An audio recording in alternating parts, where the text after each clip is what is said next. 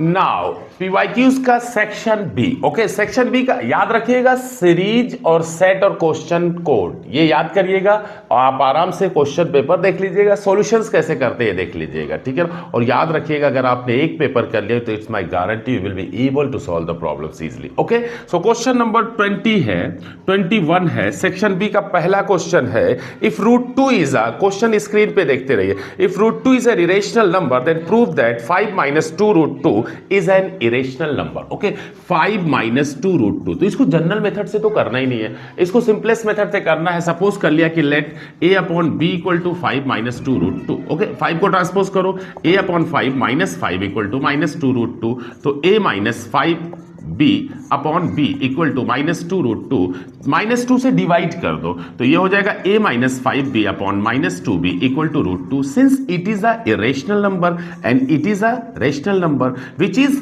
contradictory, which is contradiction, hence our assumption is wrong. This implies that 5 minus 2 root 2 is an irrational number. Okay, इसमें दो question है, एक और करके और दूसरा क्वेश्चन करता हूं, पहले इसको नोट कर लीजिए। ओके, क्वेश्चन नंबर 21 का और करके जो दूसरा क्वेश्चन है, माने दोनों में से एक करना, पर दोनों का सॉल्यूशन देख लो करना कैसे। ओके, सो सेकंड क्वेश्चन है, check whether 6 to the power n, question screen पे देखते रहे, 6 to the power n can never end with 0 for any natural number small n। Okay, तो ये कैसे करते हैं, ये क्वेश्चन किसका है, फंडामेंटल थ्योरम ऑफ अर्थमेटिक का। What is the statement of the fundamental theorem of arithmetic?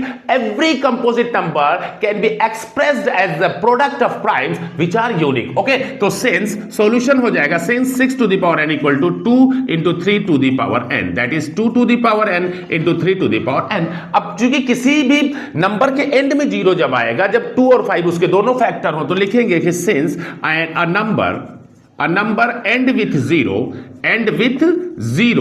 if it contains 2 and 5 both as a factor, it contains only 2 which is contradiction, यही लिखना, which is contradiction, ठीक है ना, which is contradiction. So by the uniqueness, याद रखिएगा ये लिखना बहुत जरूरी है, uniqueness of fundamental theorem of arithmetic 6 to the power n can never end with 0, याद रखिएगा बेटा, ये सारे क्वेश्चंस कर लीजिए, ऐसे ही आता है, बस यही करना है। ओके, यहां 6 टू द पावर n की जगह 15 टू द पावर n कर लेगा, और क्या कर लेगा। Okay, so please note it. Now question number 22 screen पे देखिए, क्वेश्चन है इन द गिवन फिगर, जरा मैं फिगर बना देता हूं, चेक कर लीजिए। फिगर ये है, ये फिगर दिया हुआ है, ठीक, ये फिगर है, इसको प्रोड्यूस करके यहां से परपेंडिकुलर ड्रा कर दिया है ए। ओके, AF है, परपेंडिकुलर क्या है, AF। The triangle is ABC and the perpendicular is D and it is E. Okay, in the given figure E is a point on side CB, यानी C से B की तरफ जब produce कर रहे हैं तो कोई पॉइंट क्या है, E is a point on side C of isosceles triangle ABC isosceles है such that AB equal to AC. Okay, and EF is perpendicular, EF जो है वो परपेंडिकुलर किस पे है, AC पे।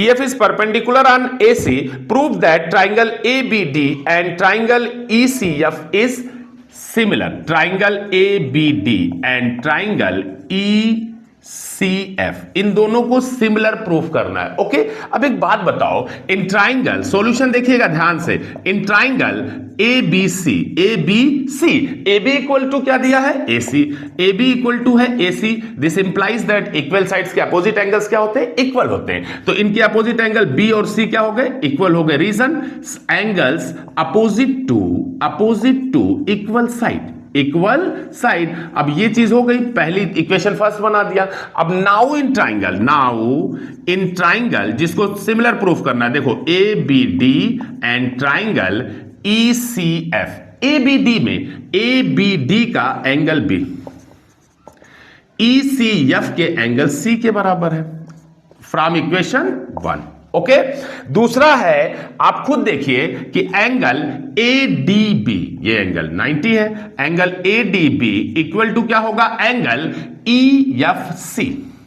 EFC. Why? Because each are perpendicular, that is each is 90 degree. अब ये दोनों हो गए. This implies that triangle ABD is similar to triangle ECF. By which property? Angle similarity. Okay?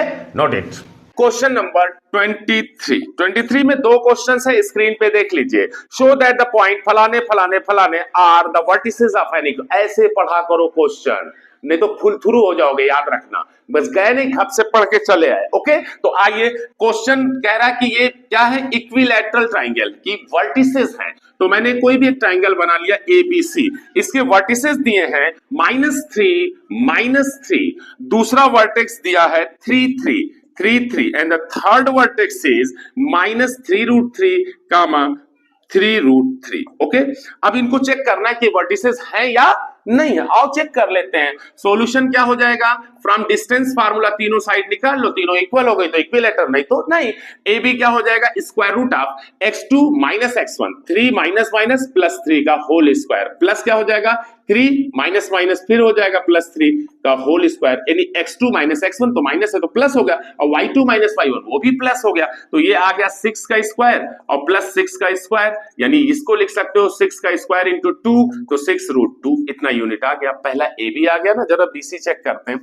BC equal to क्या होगा, square root of x2 - x1, तो x2 - x1 कर दो तो 3 माइनस प्लस 3√3 का होल स्क्वायर, और प्लस दूसरा क्या हो जाएगा 3 - 3√3 का होल स्क्वायर. जरा इसको ब्रैकेट के अंदर खोल दो तो a² 9 प्लस b² 3√3 का स्क्वायर क्या होगा, 3 का स्क्वायर 9, √3 का स्क्वायर 3, 9 3 27, और प्लस 2ab, तो 2a 3 और b 3√3 है, तो द्वितीय 6 3 18, 18√3, और प्लस ये खोल दो. इसी तरह ये हो जाएगा 9 + 27 - 18√3. अब ब्रैकेट के अंदर ये चीज तो कट गई, 27 + 9 36, क्या आया 36 + 36, यानी इसको लिख सकते हो 36 × 2, 36 का स्क्वायर रूट 6 बाहर 6√2 यूनिट. अब देखो दोनों साइड सेम आ गई ना, लेकिन अभी आपको क्या करना है, थर्ड साइड चेक करना है. क्या करना है, थर्ड साइड हम चेक करेंगे. थर्ड साइड AC क्या हो जाएगा, square root of x2 - x1 का होल स्क्वायर, तो ये हो जाएगा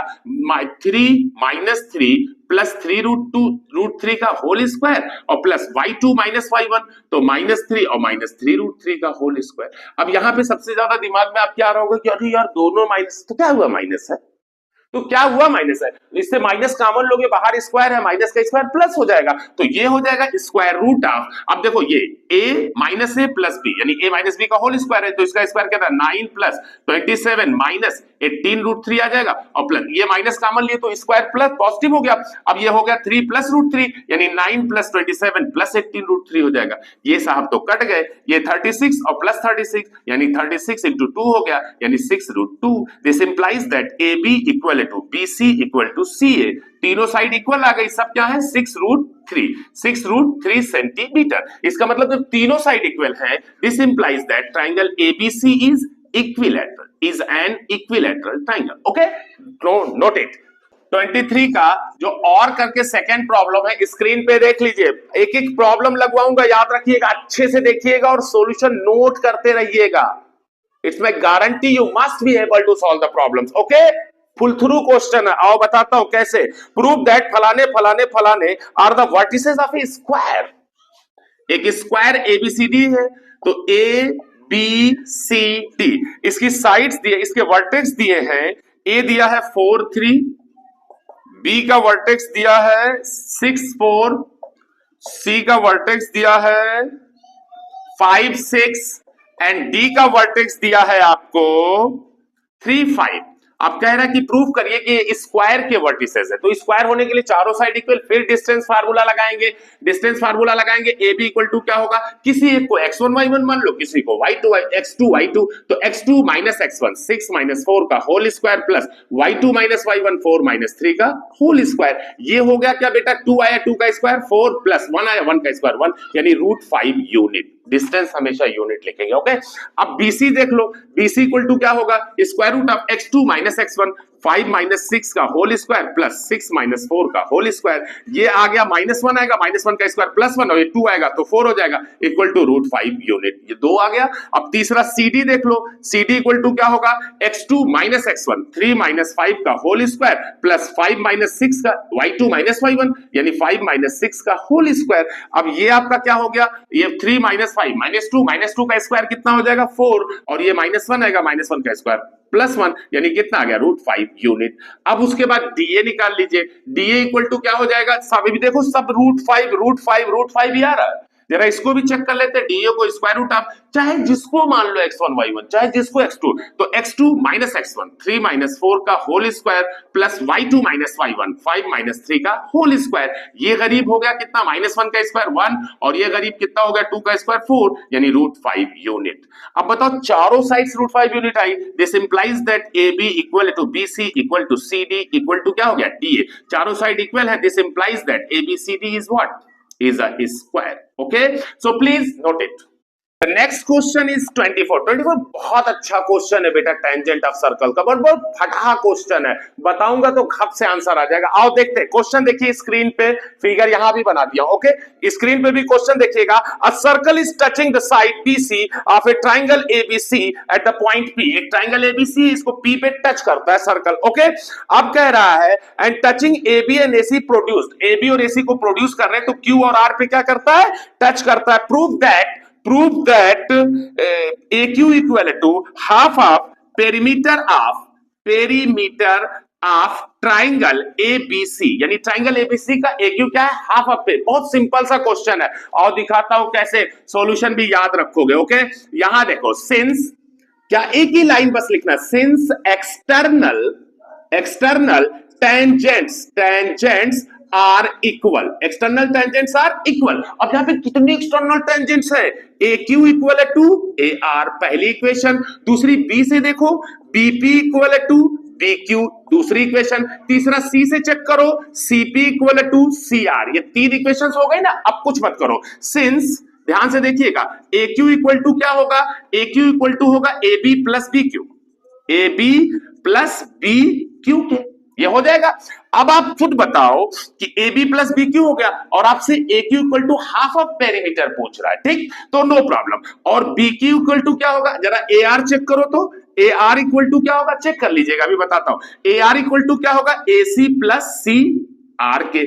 अब जरा दोनों इक्वेशंस को ऐड कर दो, ऐड करोगे तो AQ plus AR equal to क्या आया, AB प्लस AC और प्लस ये क्या हो गया BQ प्लस CR। अब आप खुद ही देख लो कि AB plus AC plus BQ की जगह क्या लिख सकते हो, BP, क्या लिख सकते हो BP प्लस CR के प्लेस पे क्या लिख सकते हो CP। अब इन दोनों को अगर ऐड करोगे तो तुमको मिल जाएगा AB plus AC plus BP और plus PC, that is BC।